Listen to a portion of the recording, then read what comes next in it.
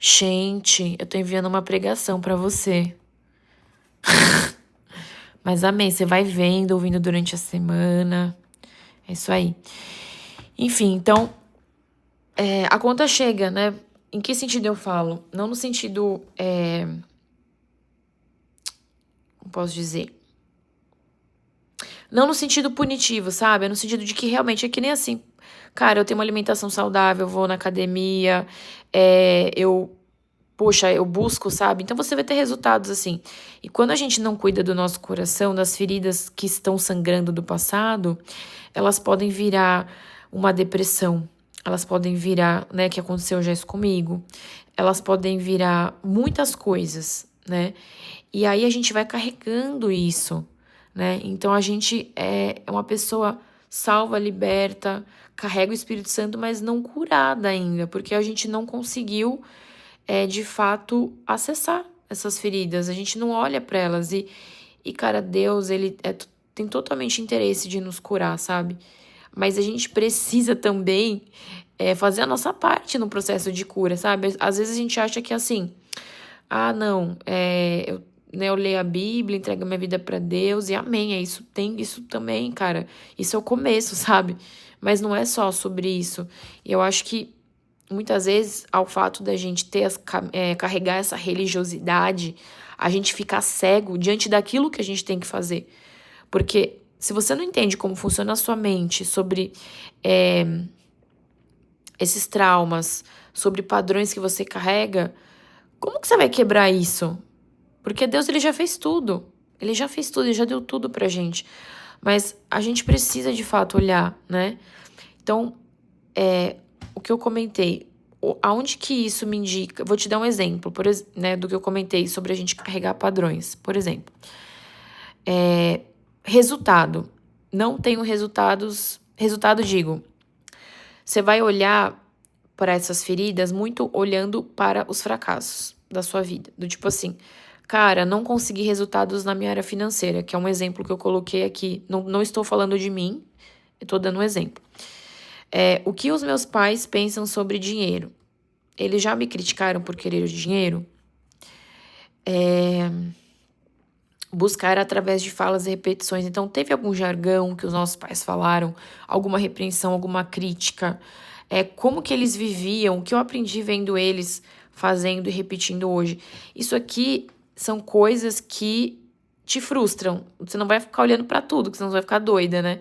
Então, tipo assim, hoje o que que eu tô insatisfeita na minha vida? Coloca assim, tô insatisfeita com isso, isso e isso.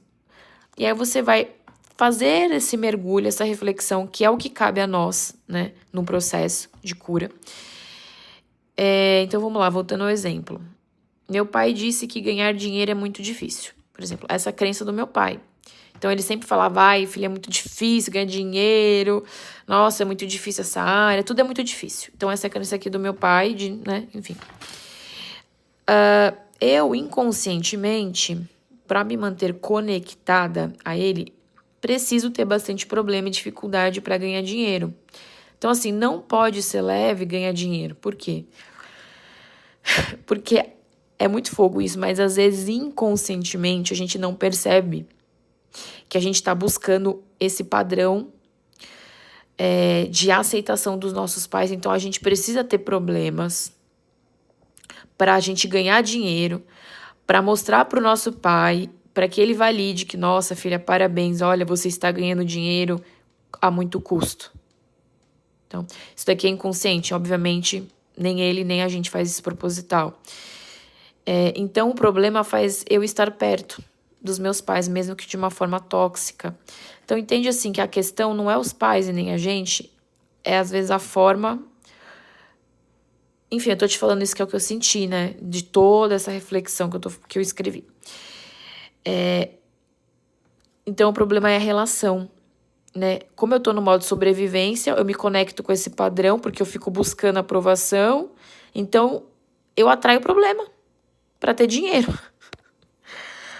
Mano, é surreal, mas é isso, tá? Isso aqui que eu tô falando tem comprovação científica, tá? Então, não é da minha cabeça só não e de inspiração de Deus só não. O foco da cura é te tirar do modo sobrevivência. que é aprovação inconsciente. Para isso, a gente precisa corrigir as nossas relações e impor limites, né? Então, assim, eu posso me relacionar com os meus pais, eu posso ganhar dinheiro e pode ser leve, que tá tudo bem. Mesmo que eu me sinta rejeitada e corte uma corda emocional, tá tudo bem. Porque o correto é que eu tenha uma forma saudável de me relacionar com meu pai. Por exemplo, né? Então, nesse processo, a gente busca fortalecer o nosso espiritual, né? Então, assim, isso daqui não tem a ver com espiritual. Isso aqui tem a ver com o que eu tô trazendo, né? São questões do nosso inconsciente. É claro que a gente não é só mente, né? A gente é corpo, mente e alma. Então, a parte espiritual, ela é muito importante, muito importante. Sem Deus, a gente não consegue nada. Mas a gente precisa fortalecer, né, também o nosso espiritual, até para conseguir acessar de uma maneira mais pura e genuína esse amor de Deus, para que a gente consiga se conectar com o amor e ser curado no nosso espírito, né? Porque o espírito faz coisas que só o espírito faz, mas a gente precisa fazer aquilo que cabe a nós, né? Então, resumo. Gente, tá acabando. Aquilo que buscamos incessantemente no outro, né, aprovação, ela está destruindo a nossa vida e sonhos e nos machucando cada dia mais. A gente precisa abrir e acessar as nossas feridas, olhar com amor e acolhimento e entender aonde elas estão nos levando. O rastro das feridas está nas suas dores emocionais, frustração, sentimentos muito aflorados, falta de resultados. Então, tá aqui, entendeu? E aí, o caminho qualquer é a gente estar vigilante, sabe? Tipo assim, cara, isso me machucou demais. Isso daqui é uma frustração que eu carrego. Eu carrego uma culpa disso, saca? Então, a gente entendendo as feridas e o que é as crenças, né, que a gente aprende com elas, a gente pode ir na raiz. Porque quando você vai nas feridas, você vai na raiz, você consegue ressignificar. E aí você pede para Deus, claro, porque sem Ele, né, de novo, tudo isso é conduzido com o Espírito Santo. Para que a gente libere esse perdão. E aqui está o poder, né, do perdão maravilhoso que Deus nos deu.